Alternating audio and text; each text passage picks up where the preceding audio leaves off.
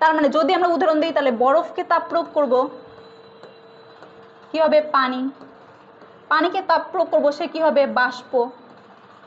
তার মানে তাপ প্রয়োগ করার ফলে কি হবে মানে রূপান্তরের কারণ কি তাহলে তাপ, অবশ্যই তাপ। যদি এই বাষ্পকে আমরা কি করি একটু ঠান্ডা করি বা হচ্ছে রুম টেম্পারেচারে রাখি তাহলে সেটা পানিতে পরিণত হবে। এই পানিকে যদি আমরা ফ্রিজে রাখি বা আরো বেশি তাপ প্রয়োগ করি তাহলে সেটা কি হবে বরফে পরিণত হবে। তার মানে কোনো পদার্থ তিনটা অবস্থায় পরিবর্তনের কারণ হচ্ছে তাপের বিন্যাস। এখন বলছি কি বরফ, যখন বরফ থাকে তাহলে যখন বরফ থাকে সেটা জমাটবদ্ধ অবস্থায় থাকে, তার মানে পদার্থের পরমাণুগুলা বা অণুগুলা কি করে থাকে খুব কাছাকাছি অবস্থান করে থাকে, তখন তাদের মধ্যে কি থাকে আন্তঃআণবিক যে আকর্ষণ সেটা কি থাকে বেশি থাকে, তাদের মধ্যে আন্তঃআণবিক আকর্ষণ এবং শক্তিটা বেশি থাকে, যার ফলে তারা কি করে খুব কাছাকাছি অবস্থান করে এবং একে অন্যের সাথে লেগে থাকে।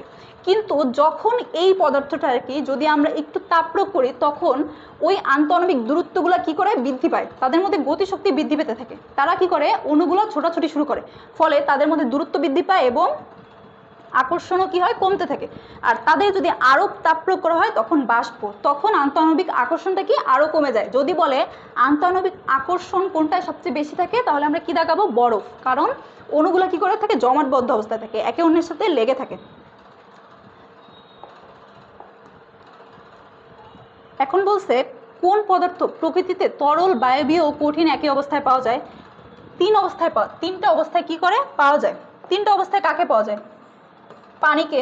কারণ কি আমরা পানিকে কি করি বরফ অবস্থায় পাই, পানিকে কি করে তরল অবস্থায় পাচ্ছি, পানিকে কি গ্যাসীয় অবস্থায় পাচ্ছি কারণ বাষ্প। তার মানে পানিকে কি করতে পারি একবারে তিনটা অবস্থায় পেতে পারি, কঠিন তরল এবং বায়বীয়। এই তরলকে পারদ কি তরল অবস্থায় থাকে, লবণ কি কঠিন অবস্থা থেকে, আর কর্পূর কি ঊর্ধ্বপাতিত প্রক্রিয়া সে উড়ে চলে যায়, তার মানে কঠিন বা হচ্ছে তরল, তো কঠিন বা গ্যাসীয় অবস্থায়। সো যদি আমরা পরীক্ষায় আসে কঠিন তরল বায়বীয় কোনটা অবস্থায় পাওয়া যায় পানি, কারণ পানিকে আমরা বরফও পাই পানিও পাই এবং গ্যাসীয় অবস্থায় পেতে পারি।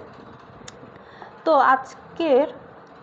আজকে ছিল এইটুকু। সো আমরা জানলাম যে পদার্থ কি কি উপর ভাগ করা যায়, পদার্থকে মোটামুটি তিনটা অবস্থায় পাওয়া যায় কঠিন তরল বায়বীয়, আবার পদার্থকে যৌগিক পদার্থ এবং মৌলিক পদার্থ উপায়ে পাওয়া যায়।